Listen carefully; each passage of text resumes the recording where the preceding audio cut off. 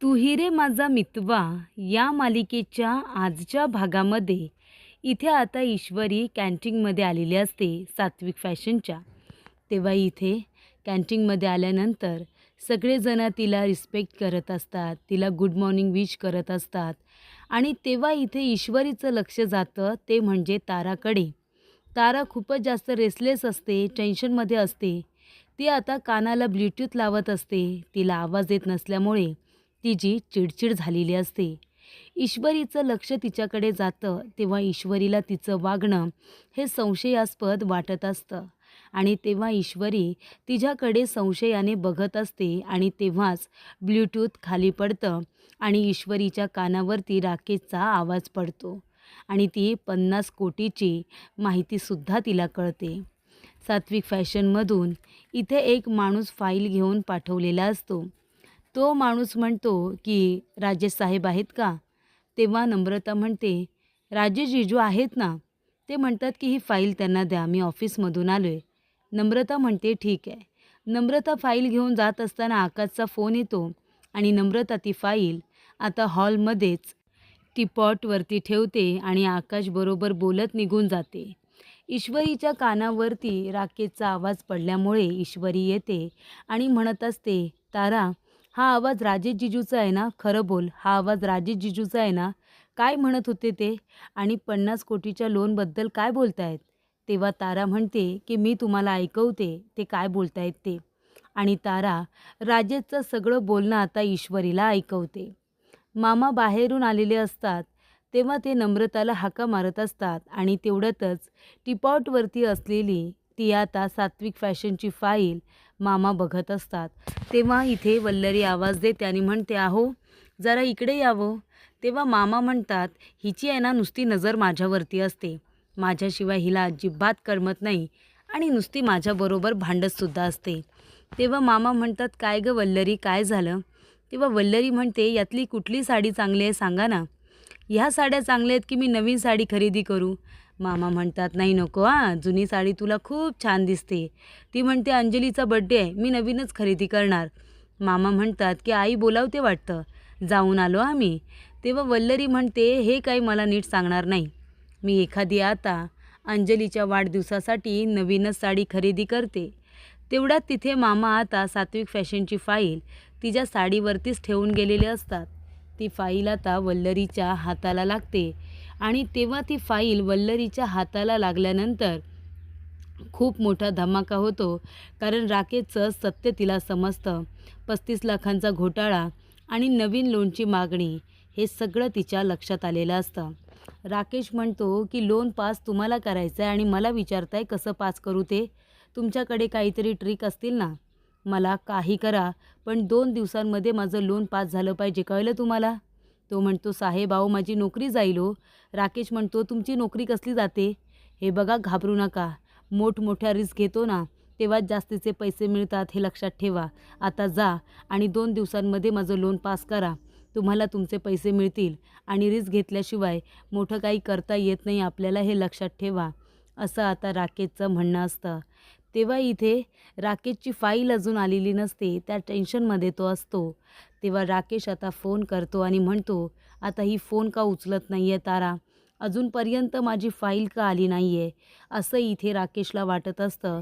तेव्हा तो म्हणत असतो माझी फाईल कुठे आहे? तेव्हा वल्लरी म्हणते की जावई बापू तुम्ही ही फाईल शोधताय का?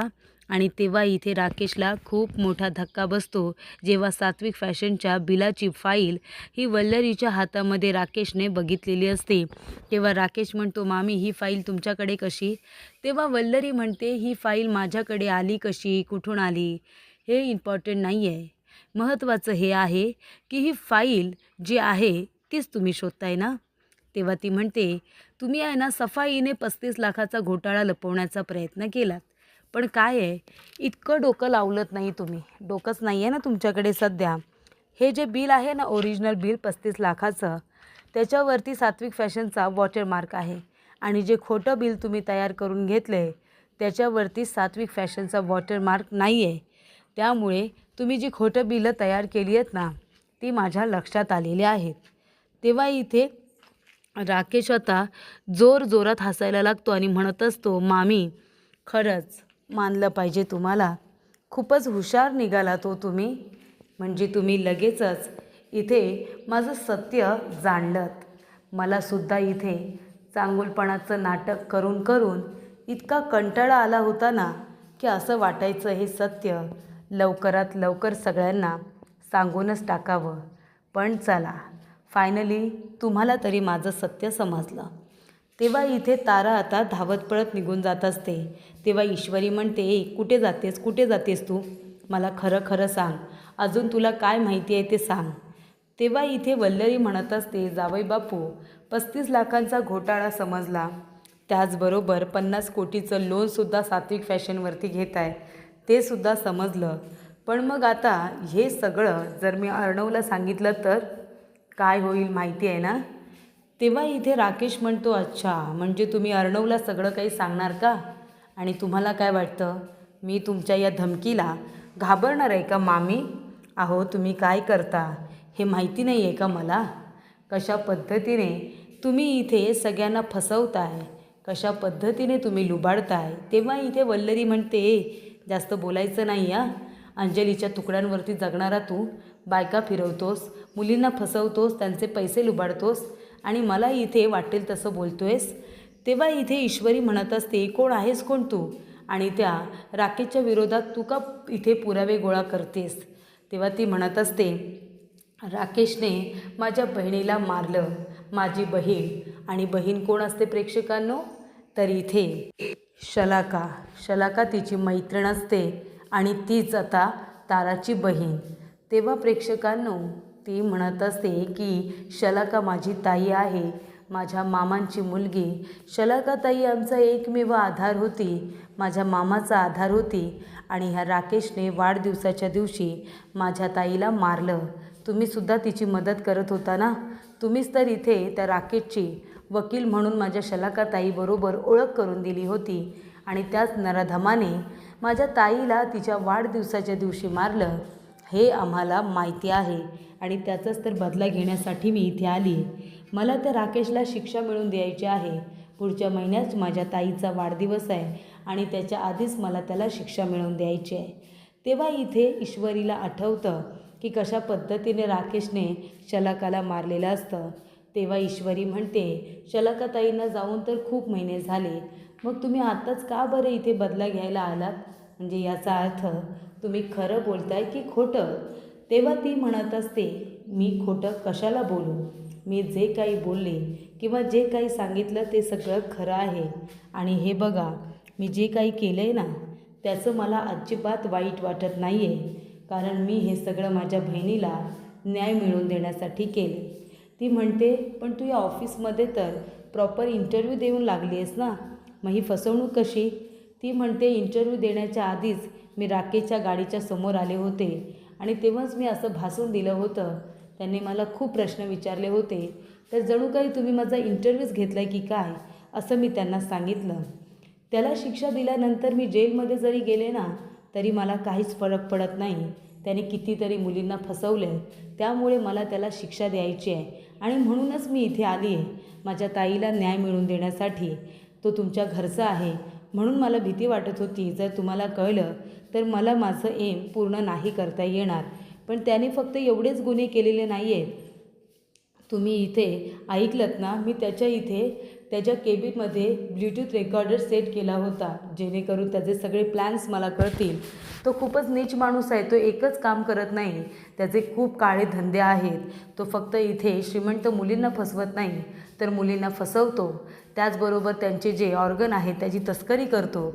त्याचबरोबर तो इथे स्मगलिंगसुद्धा करतो. तुमचा विश्वास बसत नसेल तर चला माझ्याबरोबर. अजून काही महत्त्वाच्या गोष्टी आहेत ज्या तुम्हाला मला सांगायच्या आहेत." ती म्हणत असते की शलाका ताईसाठी मी इथे आली आहे, तिला न्याय मिळवून देण्यासाठी. त्या बिचारीला इथे निर्दयीपणे मारलं त्याने. तेव्हा ईश्वरी म्हणते, "तू जर खरं बोलत असशील ना, तर मी तुला मदत करायला तयार आहे." तेव्हा ती म्हणते, "पण तो राकेश तर तुमच्या घरचा आहे ना, मी तर त्याला शिक्षा देते कारण त्याने माझ्या शलाका ताईला फसवलं. पण तुम्ही त्याच्या वाईटावरती का?" तेव्हा ईश्वरी म्हणते, "कारण का तो किती नीच माणूस आहे हे मला माहिती आहे. मी तुला फुरसतमध्ये सगळं काही सांगेन, पण आता मी तुला सांगते की मी तुझ्याबरोबर आहे. तू जर खरं बोलत असशील तर आपण दोघीजणी मिळून त्या राकेशला त्याच्या गुन्ह्याची शिक्षा देऊ. तेव्हा इथे राकेश म्हणतो, मामी बोट खाली करा. तुम्हाला काय वाटलं माझी मेमरी लॉस झाली होती? हो, माझी मेमरी लॉस झाली नव्हती हे खरं आहे, पण तुमची मेमरी नक्कीच लॉस झाली. तुम्ही मला भिकारा म्हणालात, अंजलीच्या तुकड्यांवरती जगणारा म्हणालात, आणि तुम्ही स्वतः कोण आहात हो? स्वतः कोण आहात हे विसरलात वाटतं. तुम्ही त्या ईश्वरीला मारण्याची धमकी दिली होती, त्या ईश्वरीला मारण्याची तुम्ही सुपारी दिली होती, आणि त्यानंतर तरीसुद्धा ती जिवंत आहे का? तर तिच्या नशिबाने. पण तिचा मारेकरी अजून सापडलेला नाही आहे. त्याचा मारेकरी तर तुम्ही आहात. तो जो आहे ना धुमाळ, तुम्ही त्याला सुपारी दिली होतीत ना? त्याला सुपारी दिलीत. त्यानंतर उदयकांत राजशिर्के यालासुद्धा सुपारी दिली होती. त्याचबरोबर 20 वर्षांपूर्वी जो कांड केलात त्याच्या मागे मास्टर माइंड तुम्ही आहात. हे सगळे पुरावे आहेत माझ्याकडे. माझी काही याददाश्त गेलेली नाही आहे मामी.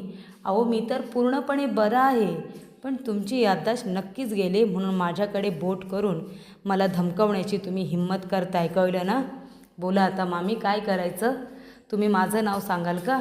की मी 50 कोटीचा इथे आता लोन करतो आहे, त्याचबरोबर 35 लाखांचा मी घोटाळा केला आहे. हे सगळं तुम्ही त्या अर्णवला सांगणार आहात? तुम्ही एकदा का माझं सत्य सांगितलं की मी तुमचं सत्य सांगितलंच म्हणून समजा, असं इथे आता राकेश म्हणत असतो.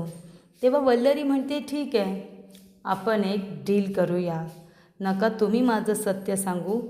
नाही, मी माझं सत्य तुम्हाला सांगू देणार ना. मी तुमचं सत्य कोणाला सांगणार? जसं चालू आहे तसंच चालू राहू दे. 35 लाख रुपयांचं जाऊ दे. ते खोटे तुम्ही पुरावे सादर वगैरे केले, पण 50 कोटींचं काय? 50 कोटीचं लोन पास झाल्यानंतर त्यातले पैसे तुम्ही मला द्यायचे, ते सुद्धा 50%. 50% तुम्ही मला द्यायचे. द्याल ना? डील मंजूर असेल तर हात मिळवा. तेव्हा इथे राकेशचा नाईलाज असतो. तो म्हणतो, ठीक आहे मामी, 50 कोटी मिळणार आहेत मला. त्यातले 50% तुमचे, 50% माझे. वल्लरी म्हणते, ठीक आहे, मंजूर असेल तर हात मिळवा. विचार कसला करताय जावई बापू? विचार करण्यासारखी गोष्ट नाही ती. त्यानंतर इथे तारा म्हणते की मॅडम, तुमचा माझ्यावरती विश्वास असेल तर प्लीज माझ्याबरोबर या. मला तुम्हाला अजून एक गोष्ट दाखवायची आहे. आणि तेव्हा इथे तारा आता ईश्वरीला घेऊन गोडाऊनमध्ये आलेली असते आणि ती आता साड्या बाहेर काढते सात्विक फॅशनच्या. त्या एका साडीमध्ये आहे ना सोन्याची तार असते. ती म्हणते, मॅडम हे काय आहे तुम्हाला माहिती आहे? ती म्हणते, अगं साडीची डिझाईन आहे, दोरा आहे तो. ती म्हणते, नाही मॅम, नीट बघा. अहो, हे सोनं आहे, सोनं, ही सोन्याची तार आहे. तो राकेश आहे ना साड्यांमध्ये इथे सोन्याची स्मगलिंग करतो. असं सोनं तो साड्यांमार्फत लोकांपर्यंत पोचवतो. खूप मोठी स्मगलिंग आहे ही, आणि त्याचा परिणाम सात्विक फॅशनवरती किती वाईट होऊ शकतो हे तुम्हाला माहिती आहे. कारण साड्यांच्या बॉक्सवरती सात्विक फॅशनचा लोगो आहे, आणि त्यामुळे या साड्या जर कुणाच्या नजरेसमोर आल्या तर सात्विक फॅशन धोक्यात येऊ शकतं, असं तारा आता आठवण करून देते. तर इथे आता राकेशचे दिवस भरत आलेले असतात, हे मात्र नक्की. तर इथे आता वल्लरी बसलेली असते आपल्या रूममध्ये. तिथे आलेली असते नम्रता. ती म्हणते, आई येऊ का? मी तुमच्यासाठी चहा आणला आहे. ती म्हणते, हो का? चहा पितानी म्हणते, शी, असा चहा करतात का? त्याला चवच नाही आहे तुझ्या चहाला. ती म्हणत असते, ती ईश्वरी बघ किती छान चहा करते, आणि तू काय गं, तू तिला पाठवलंस ऑफिसला. काय गरज होती? का तिला जा म्हणालीस? तिला घरी थांबवायचं ना. तुला आहे ना काही कळतच नाही. एवढं बोलते तुझ्यासाठी, त्यातलं तुला काहीच कळत नाही. तेव्हा ती म्हणते, आई मी एवढी वाईट आहे का? तुम्ही मला एवढं वाईट का बोलता? ती म्हणते, ती ईश्वरी तुझं पायपुसणं करेल ना तेव्हा कळेल तुला. जा, मला काही आता बोलायचंच नाही. अगं जा, चहा तरी नीट करून आण, असं आता वल्लरी म्हणते. तेव्हा इथे नम्रता म्हणते, ठीक आहे, मी जाते, तुमच्यासाठी मी चांगला चहा करून आणते. तेव्हा वल्लरी म्हणते, ही मूर्खच आहे. 2 बहिणींमध्ये भांडण लावेल, कडाक्याचं भांडण करेन असं ठरवलं होतं. पण ही तर आता त्या ईश्वरीबद्दल काही बोललं तरी ऐकून घेते आणि उलट बोलत नाही. मला काय करायचं आहे? मला आता माझे 25 कोटी मिळणार आहेत ना, त्याचं मी काय काय करायचं आहे ते बघते. इथे आता नेकलेस वगैरे डायमंड नेकलेस ती चूज करत असते.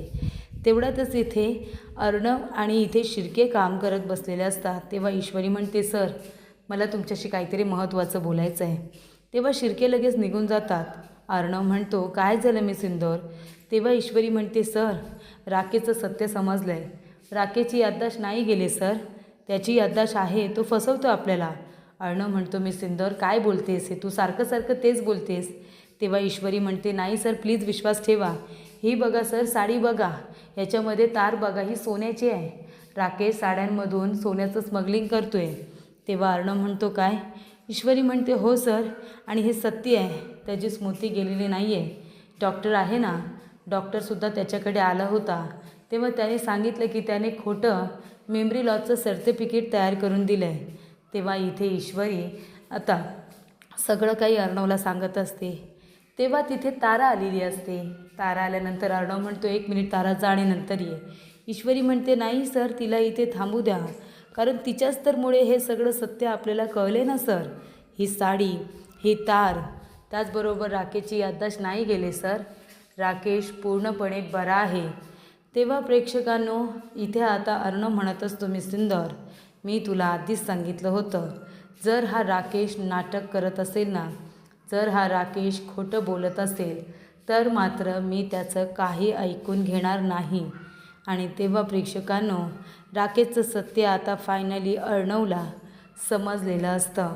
आणि तेव्हा इथे ईश्वरी अर्णवला म्हणते की सर आपल्याला शांतपणे राहूनच राकेशचा पर्दाफाश करायचा आहे. तेव्हा अर्णव म्हणतो, मी आत्ताच्या आत्ता जातो आणि त्या राकेशला जेलमध्ये पाठवतो. तेव्हा ईश्वरी म्हणते, नाही सर आताच तुम्ही जाऊ नका, कारण आपल्याला जे काही करायचं आहे ते विचार करून करायचं आहे. अंजलीताईंनी आपल्याला 48 तास दिले होते राकेशच्या विरोधामध्ये पुरावे गोळा करायला.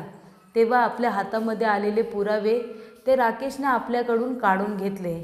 आणि काय झालं शेवटीला, अंजलीताईंसमोर आपण खोटे ठरलो. पण आता तसं नाही करायचं सर, आपण अंजलीताईंना दाखवून देऊ की राकेश किती नीच आहे ते. राकेशच्या विरोधामध्ये आधी सगळे पुरावे गोळा करू. तेव्हा इथे अर्णव म्हणतो की तारा हे सगळं खरं असेल तर ठीक आहे, पण जर तू खोटं बोललीस ना तर आमच्यापेक्षा वाईट कुणीच नसेल. ही गोष्ट तू लक्षात ठेव. ती म्हणते, सर मी जे काही बोलले ते सगळं खरं आहे. खरं तर आता आम्हाला कसलीच भीती नाही आहे. राकेशला शिक्षा देणं हेच तर आमचं एम आहे ना सर. तेव्हा इथे आता अर्णव म्हणतो, मिस इंदौर आताच्या आत्ता आपण जाऊया, त्या डॉक्टरला जाऊन भेटूया. शिर्के इकडे या. शिर्के माझ्या सहीशिवाय कुठलेही लोन पास होता कामा नये अशी तरतूद करा लवकरात लवकर. कितीही मोठं छोटं लोन असू दे, माझ्या सहीशिवाय सँक्शन होता कामा नये. त्यानंतर प्रेक्षकांनो अर्णवला इथे ईश्वरी शांत करते आणि त्याला प्लॅन समजावून सांगत असते. तर पुढील भागामध्ये इथे आता ईश्वरी अर्णवला म्हणत असते की अर्णव सर या सगळ्या प्रकरणामध्ये राकेश हा एकटा नाही आहे, राकेशबरोबर खूप लोक आहेत आणि इथे राकेशला शिक्षा झाली ना तर त्यासुद्धा गुन्हेगारांना शिक्षा व्हायला पाहिजे. त्यामुळे जे गुन्हेगार आहेत त्या सगळ्यांना पकडून आपण जेलमध्ये टाकूया असे इथे ईश्वरी म्हणत असते. तेव्हा वल्लरी तिचं बोलणं ऐकते. राकेश म्हणत असतो की चला आता एक काम करायचं आहे, 50 कोटीचा डाला टाकायचा आहे, सगळे पैसे घ्यायचे आणि इथून नवीन देशामध्ये निघून जायचं. नवीन देश, नवीन जावस आणि नवीन फसवाफसवी असं तो आता म्हणत असतो. तर इथे अर्णव आणि ईश्वरी दोघेजणं हॉस्पिटलमध्ये त्या डॉक्टरला भेटायला गेलेले असतात आणि ते म्हणतात की डॉक्टर राजेशची मेमरी परत आली आहे आणि त्याने आम्हाला सगळं खरं सांगितलं आहे की तुम्ही त्याचा खोटा अपघात घडून आणला होता, त्याला एवढं काही झालंच नव्हतं. तेव्हा इथे आता तुम्ही त्याला मेमरी लॉसचं जे काही सर्टिफिकेट दिलं आहे ना ते सुद्धा खोटं आहे असं तो आता म्हणत असतो. तेव्हा डॉक्टर खूपच जास्त घाबरलेले असतात. तेव्हा प्रेक्षकांनो अर्णव ईश्वरीने बरोबर इथे आता मुद्द्यालाच हात घातलेला असतो. तेव्हा डॉक्टरची बोलती बंद झालेली असते. काय बोलावं त्याला काही कळतच नसतं. राकेशच्या बाबतीत असं काही नाटक, अशी काही ॲक्टिंग त्या डॉक्टरांनी केलेली असते की सगळेच जण घाबरून गेलेले असतात. डॉक्टरांचं सत्य अर्णव ईश्वरीच्या समोर आलेलं असतं.